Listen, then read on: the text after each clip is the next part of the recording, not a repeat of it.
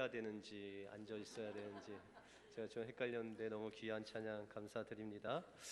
우리 조금 이르지만 옆 사람들 향해서 메리 크리스마스. 예. 우리 예수 그리스도로 기뻐하시는 여러분들의 삶이 되시길 바랍니다. 우리 이 시간에 잠깐 동영상 보시고 설교를 계속하겠습니다.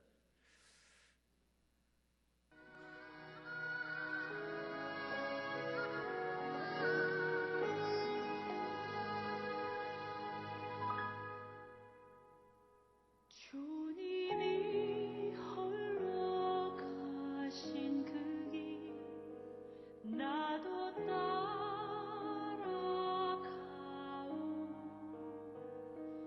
모든 물과 피를 흘리신 그 길을 나도 가오. 험한 산도 나는 괜찮소. 바다 끝이라도 나는 괜찮소. 죽어가는 저들을 위해 나를 버리길 바라오. 아버지 나를 보내주오. 나는 달려가겠소.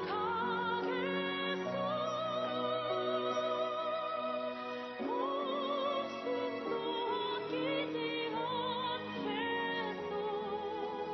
나를 보내주오.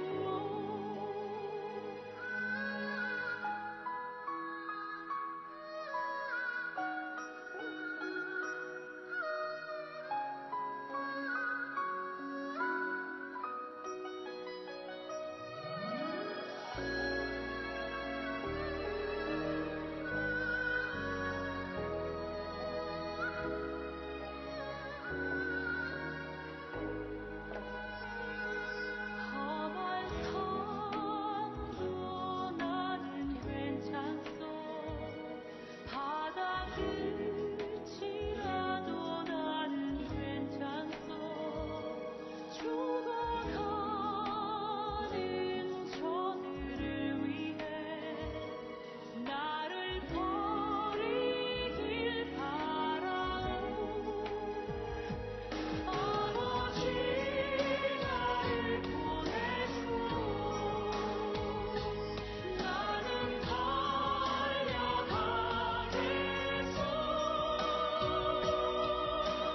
목숨도 아끼지 않겠소. 나를 보내주오. 세상이 나를 미워해도 나는 사랑하겠소. 세상을 구원한 십자가. 우리 선교사님들이 어두움으로 둘러싼 조선 땅에 빛으로 오신 예수님을 비치다가 이슬같이 그 인생을 들이신 분들이 바로 한국 초기의 선교사들이십니다. 이분들의 희생이 있었기에 우리가 예수님을 알게 됐고, 우리가 이 자리에서 이 성탄을 축하하는 예배를 드릴 수 있습니다. 선교사님들이 목숨을 바치며 우리에게 주시려고 했던 그 선물이 바로 예수님이십니다.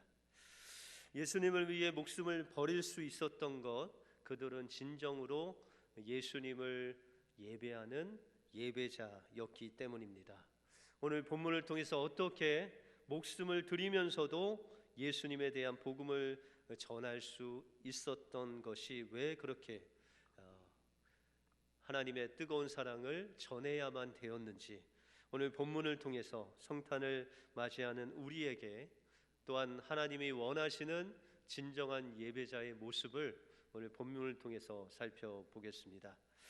우리나라에 온 선교사님들처럼 이 진정한 예배자는 혼탁한 세상 속에서도 메시아를 경배하는, 예수님을 경배하는 자가 바로 진정한 예배자입니다. 오늘 본문 말씀 1절에 보시면 헤로드 왕 때에 예수께서 유대 베들레헴에 나심에 동방으로부터 박사들이 예루살렘에 이르러 말하되라고 말씀하고 있습니다.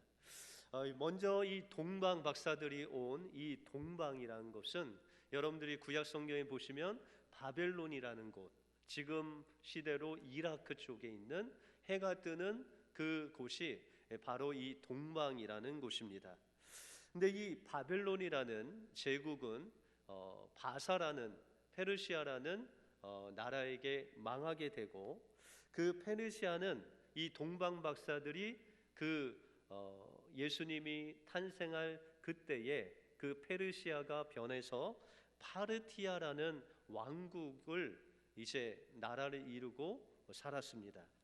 그런데 이 파르티아라는 왕국은 로마 제국과 적국이었기 때문에 이 로마는 이 동방에 있는 파르티아 왕국을 늘 공격하고 서로 싸우는 그런 사이로 살게 되었습니다.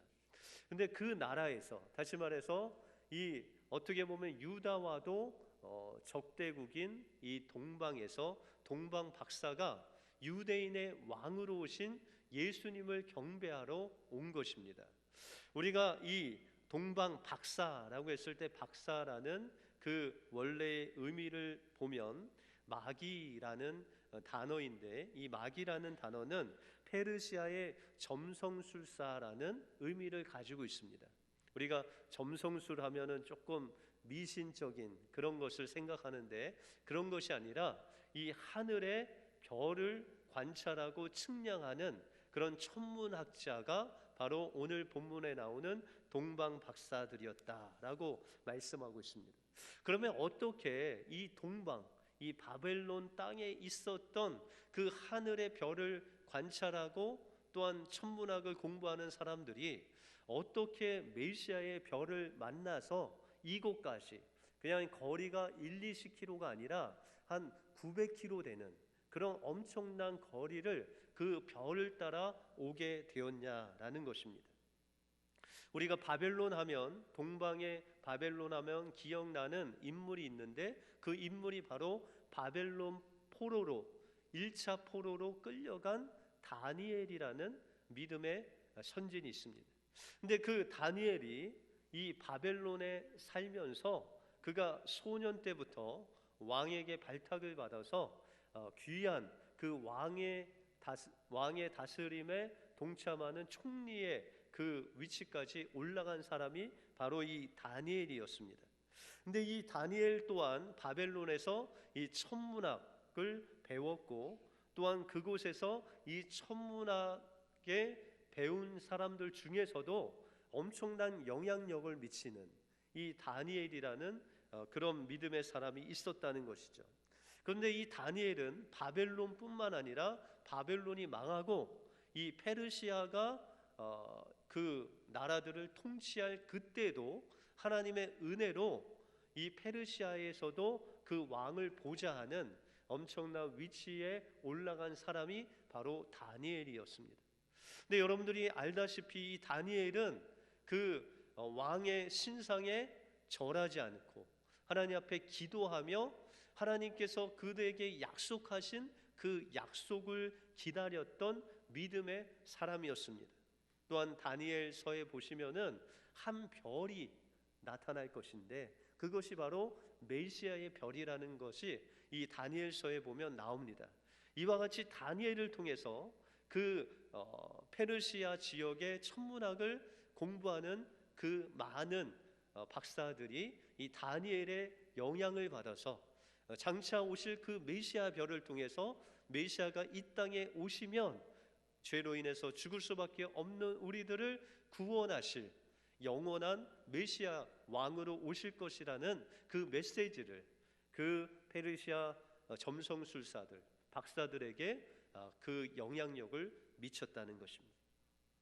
이런 다니엘의 메시아가 오시는 그 복음이 구전으로 계속 그 후세대에게 전달되고 오늘 나오는 이 동방 박사들이 다니엘이 전해준 그 복음의 메시지를 듣고 그들의 인생이 완전히 바뀐 것입니다. 바로 그 메시아의 별을 관측하다가 그 메시아의 별을 만나고 자신의 인생을 온전히 들여서 그 메시아를 경배하는 것이 자신의 인생의 최고의 목표가 되어서 이 유대 땅에 오게 되었다는 것입니다. 그리고 그 당시에 헤롯 왕이 유대인의 왕이었는데 이 동방 박사가 예루살렘 와서 선포합니다. 2절에 보시면 유대인의 왕으로 나신 이가 어디 계시뇨? 우리가 동방에서 그의 별을 보고 그에게 경배하러 왔다라고 말씀하고 있습니다. 이 당시 이 헤롯이라는 사람은 자신의 권력을 유지하기 위해서 그 아내를 죽이고 형제들을 다 죽인 그런 잔인한 왕이었습니다. 그런데 이 동방 박사들이 예루살렘에 와서 유대인의 왕이 버젓이 살아있는 그 헤롯이 있음에도 불구하고 그에게 선포하기를 유대인의 왕으로 나신 이가 어디 있느냐라고 선포하고 있었다는 것입니다. 여러분들 헤롯의 성격이었으면 바로 이 동방 박사를 잡아 죽일 수도 있는 그런 완악한 왕인데도 불구하고 그 헤롯과 예루살렘에 있는 모든 백성들이 소동했다라고 말씀하고 있습니다. 여러분들 3절에 보시면 헤롯 왕과 온 예루살렘이 듣고 소동한지라라고 말씀하고 있습니다. 동방 박사는 당당히 헤롯이 아닌 진정한 이 땅의 죄 가운데서 죽음 가운데서 우리를 구원하실 그 유대인의 왕 만왕의 왕이 어디 있냐고 선포했을 때 그 대제사장들도, 여러분들 대제사장은 유대 종교 지도자 중에서 가장 최고의 지도자로서 이 사람들에게 메시아 사상을 가르쳐주는 사람이 다 바로 대제사장입니다.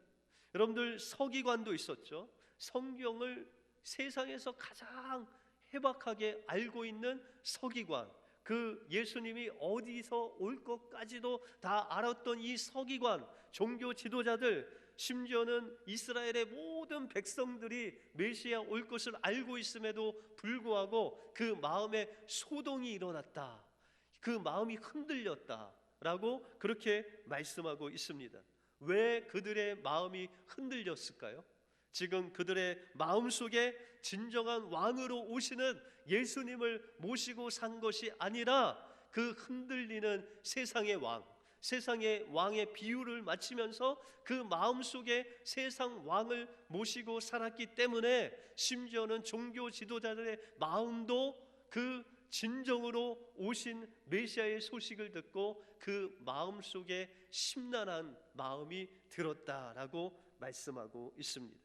그래서 헤롯은 이 동방 박사가 떠나고 나서 속은 줄 알고 베들레헴에 있는 2살 아래의 남자아이를 모두 죽입니다. 왜요? 자신의 왕의 위치가 흔들릴까 봐. 여러분들, 그러나 이 세상 모든 사람들은 흔들려도 온전히 주님이 나의 메시아이시고 나의 왕이시다 고백하는 그 동방 박사들의 마음은 흔들리지 않았다는 것입니다. 여러분들 12절에 보시면 꿈에 헤롯에게로 돌아가지 말라 지시하심을 받아 다른 길로 고국에 돌아가니라 라고 말씀하고 있습니다. 동방 박사들은 헤롯 왕이 아무리 겁을 주면서 그들에게 이야기해도 그들은 헤롯의 말을 들은 것이 아니라 12절 말씀과 같이 성령께서 지시하시는 대로, 예수님께서 말씀하시는 대로, 성령을 통해서 하나님께서 그의 삶을 움직이는 대로 하나님의 다스림을 받는, 주님만을 왕으로 모시고 하나님의 통치함을 받는 진정한 예배자가 바로 동방 박사들이었다는 것입니다. 예배란 것은 내 마음의 왕 되신 예수님을 가장 존귀한 분으로 모시고 그분의 지시하심을, 그분의 인도하심을, 그분의 다스림을 받는 것이 바로 우리가 예배하는 의미다라고 말씀드릴 수 있다는 것입니다. 비록 동방 박사들이 서기관같이 그 성경을 해박하게 알지는 못했지만 비록 우리가 살고 있는 이 세상은 예수님을 부인하고 메시아이신 왕이 왔음에도 불구하고 그를 믿지 않는 세상에 우리가 살고 있지만, 그러나 우리만큼은 그분을 우리의 주로 모시고 우리의 마음이 주님의 다스림을 받을 때 진정 메시아로 오신 주님을 맞이하는 놀라운 성탄을 맛보게 되실 것입니다. 내 안에 오신 그 주님만을 경배하시고 그분만을 왕으로 모셔드림으로 이 성탄의 계절에 오신 그 주님을 만나시는 여러분들의 삶이 되시길 주님의 이름으로 축원드립니다. 다음으로 진정한 예배자는 자신의 가장 소중한 마음을 주님께 드리는 자들이 바로 진정한 예배자라는 것입니다. 동방 박사들이 메시아가 태어날 곳을 이 헤롯과 그 사람들에게 물었습니다. 여러분들, 동방 박사들이 예수님이 태어나는 곳을 알았을까요? 몰랐을까요? 동방 박사들이 정확하게 알지 못했어요. 그럼에도 불구하고 그들은 이 메시아의 별의 인도함을 받고 이 예루살렘까지 온 것입니다. 그래서 이 동방 박사들에게 예수님께서, 메시아께서 어디서 태어날 것을 이 헤롯이 대제사장과 서기관을 불러 묻습니다. 그때 서기관들이 성경의 구약에 예언된 메시아가 어디서 태어날 것을 알려줍니다. 오늘 6절에 보시면 또 유대 땅 베들레헴아 너는 유대 고을 중에 가장 작지 아니하도다. 내게서 한 다스리는 자가 나와서 내 백성 이스라엘의 목자가 되리라 라고 말씀하고 있습니다. 여러분들, 이 말씀은 베들레헴에서 주님이 메시아가 탄생할 것인데, 우리가 이 말씀의 배경을 좀 이해하면 어떤 주님 메시아가 이 땅에 오시는지를 더 확연하게 알 수 있습니다. 우리가 미가서 5장 1절에 보시면 하나님께서 이 이스라엘 백성들 또한 이스라엘을 주관하는 정치자들을 다 치겠다, 심판하시겠다라고 그렇게 말씀하고 있습니다. 왜냐하면 미가가 살고 있었던 BC 한 800년쯤에 하나님을 섬기기보다는 거짓 선지자들의 말을 듣고 그들의 인생의 목표는, 이 이스라엘 백성들의 인생의 목적은 하나님을 경외하고 하나님을 믿지 않고 오히려 자신의 인생의 풍요로움과 잘 사는 것, 잘 되는 것, 그것을 그냥 목표로 인생을 살았다는 것입니다. 그것이 바로 그들이 섬긴 바알신을 섬기고 아세라를 섬기는 그 목적이었습니다. 이 당시에 미가 같은 참 선지자들도 있었지만 그냥 정말 대부분 선지자들은 거짓 선지자들이 있었습니다. 그 거짓 선지자들이 예언하는 모습은 바로 백성들이 먹을 것과 뇌물을 가지고 그 거짓 선지자들에게 자기의 자녀들에 대해서, 가정에 대해서 말씀을 좀 달라고 하면 그 먹을 것을 보고 뇌물을 보고 자녀들을 축복하고 내 가정이 정말 풍요롭게 잘 될 것이다 라고 예언을 합니다. 그런데 그 거짓 선지자들에게 먹을 것, 뇌물을 갖고 가지 않으면 야, 좀 있으면 전쟁 날 건데 너희 자녀들이 다 죽을 거다, 너희 가정이 다 망할 거다, 이렇게 거짓 선지자들이 거짓 예언을 했다는 것입니다. 이와 같이 그 미가가 살았던 이스라엘 백성들의 그 마음에는 하나님이 떠나버리고 단지 자신의 삶이 잘 되고 자녀들이 잘 되는 이 세상에만 소망 둔 그 소망 없는 나라를 향해서 하나님께서 아수르라는 나라를 세워서 이 나라를 심판하시겠다라고 말씀하고 있습니다. 1절에서. 그런데 2절에서는 하나님께서 아주 그들을 버리지 아니하시고 베들레헴에서 한 목자를 태어나게 하셔서 그 목자가 이 어두움 가운데 주님을 모르고 죽어가는 그 자들을 위해서 십자가에서 죽으시고 부활하셔서 그들을 구원할 것이다 라고 말씀하시면서 미가서 5장 3절에는 우리에게 또한 예언의 말씀을 주시는데 남은 자가 있을 것이다 라고 말씀하고 있습니다.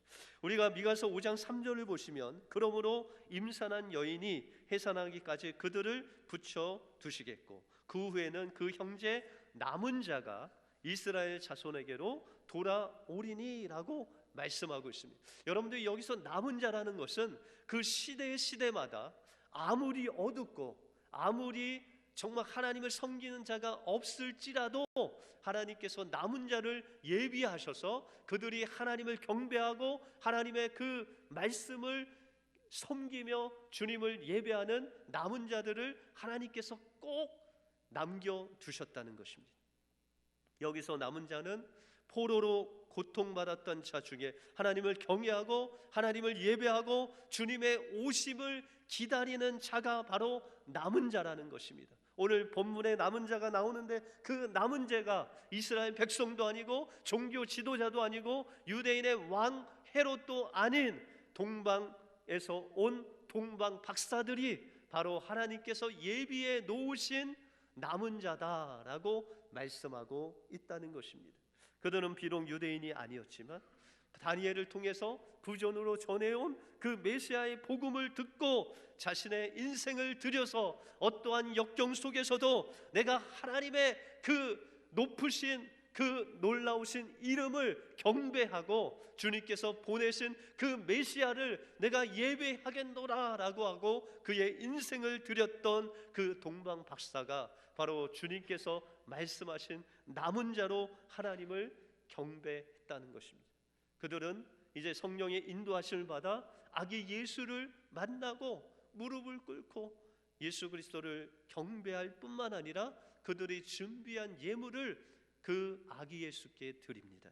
그것이 여러분들이 잘 아시는 황금과 유향과 모략을 예수님께 드립니다. 이 황금은 변하지 않는 하나님의 신성을 이야기합니다.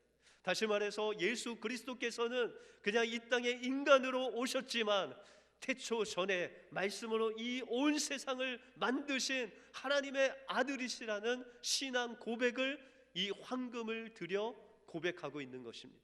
유향이라는 것은 이스라엘 백성들이 하나님 앞에 제사 드릴 때 소제와 함께 곡식과 함께 유향을 넣어서 그 향기로운 향기로 하나님 앞에 드려지는 그 제물에 드려지는 향품이 바로 유향입니다. 다시 말해서 예수 그리스도께서 우리를 대신해서 죄의 속제물이 되셔서 하나님 앞에 온전히 드려지는 부활의 제물로 하나님 앞에 드려진 그 유향은 바로 주님의 부활을 의미하는 것입니다.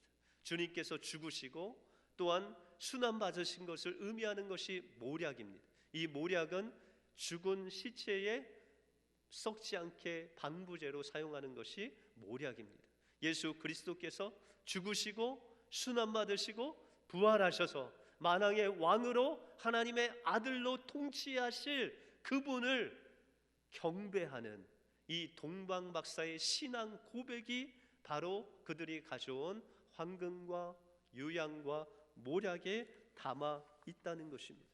비록 동방 박사들은 이 귀한 소중한 것을 하나님 앞에 드렸지만 더 소중한 그 신앙을 고백을 통해서 아기 예수, 그 메시아 되신 예수 그리스도를 마음에 담고 동방으로 돌아갈 수 있는 엄청난 그 동방 박사들의 성탄이 그 곳에 임했다는 것입니다. 여러분들, 우리가 동영상을 통해서 초기 선교사님들이 우리 어두웠던 그 땅에 오신 그 이유가 바로 아기 예수님을 경배하는 마음으로 그분을 이 성탄의 기쁨을 알지 못하는 이 무지한 민족들에게 전하기 위해서 진정한 예배자로 자신의 인생을 드리는 마음으로 우리 한국 땅에 와서 자신의 인생을 다 드려서 예수 그리스도를 전한 것입니다. 동방 박사가 메시아를 사모하고 만나기 위해서 그 인생을 걸고 아기 예수님을 경배한 것처럼 우리가 이 성탄을 맞이하는 이 시점에 우리의 마음을 세상에 빼앗기지 않고 세상에 요동하지 않고 온전히 하나님만을 경배하고 주님만이 우리를 창조하신 하나님이십니다. 주님만이 우리를 죄 가운데서 구원하신 구원자이십니다. 주님만이 3일 만에 부활하셔서 우리를 사망 가운데서, 죽음 가운데서 건지신 우리의 생명이십니다. 고백하는 마음으로 주님을 경배할 때 이 땅에 오신 그 메시아이신 예수님을 여러분들 마음속에 선물로 받는 놀라운 성탄의 기쁨을 주님께서 허락해 주실 것입니다. 이 은혜를 받아 누리시는 여러분들의 삶이 되시길 주님의 이름으로 축원드립니다. 기도하겠습니다.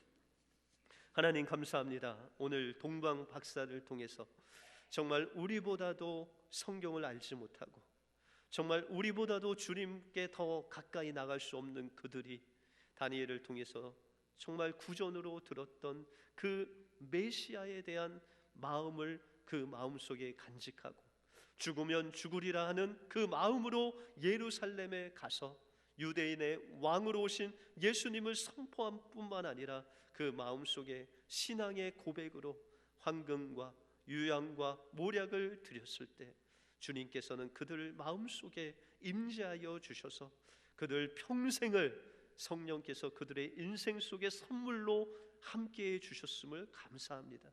오늘도 우리도 동방박사와 같이 우리의 조선 땅에 복음을 전하기 위해서 그의 인생을 드렸던 선교사님들과 같이 우리 마음속에 오신 그 주님이 바로 하나님의 아들이십니다. 우리 주님이 그 십자가에서 우리를 구원하신 구원자이십니다. 고백하며 나갈 때 이 땅에 구원자로 오신 왕으로 오신 주님을 우리 마음속에 선물로 받아들이는 복된 심령이 되게 하여 주시옵소서. 모든 것 주님께 감사드리오며 예수 그리스도 이름으로 기도하옵나이다. 아멘.